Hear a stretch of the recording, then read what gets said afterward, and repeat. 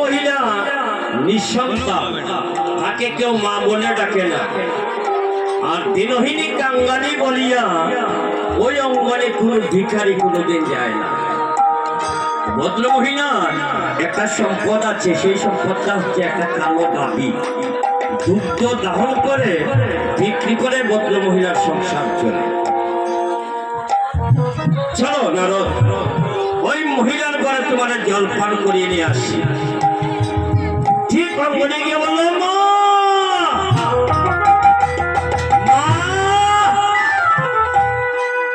ভদ্র মহিলার মনের এক দুঃখ দূর হলো। জীবনে কোনোদিন কেউ মা বলে ডাকে নাই, আজকে কে আমাকে মা বলে ডাকলো? ভদ্র মহিলা কি করলো?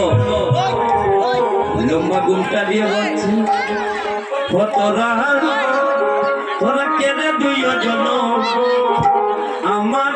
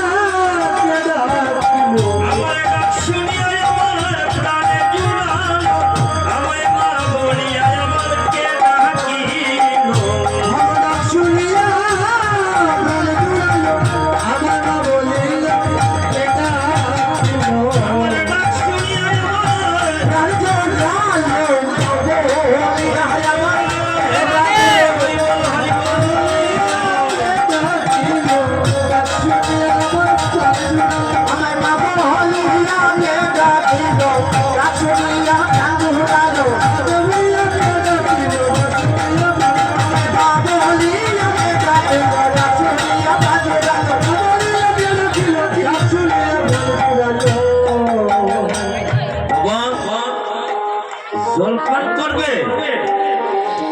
রাখ রাখ বাবা, আমার একটা সম্পদ আছে। এই সম্পদ, আমার একটা গাভী আছে।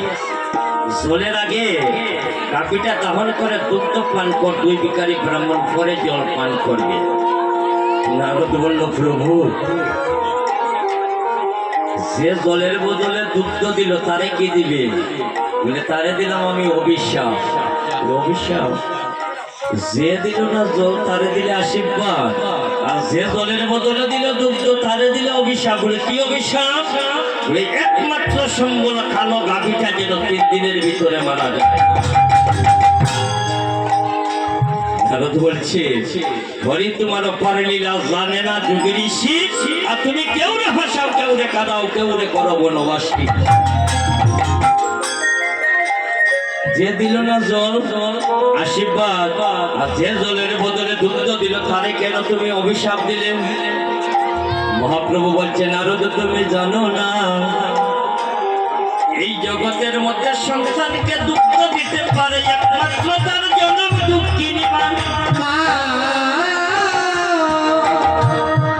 জলের বদলে নারদ রে মাই আমাকে দুগ্ধ পান করতে দিয়েছে।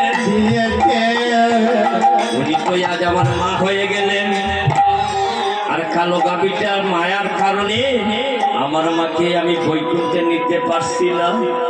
কালো গাভীটা যদি মারা যায়, ইন্দ্রের পুষ্পরথেই আমার মাকে আমি বৈকুণ্ঠে নিয়ে যাব।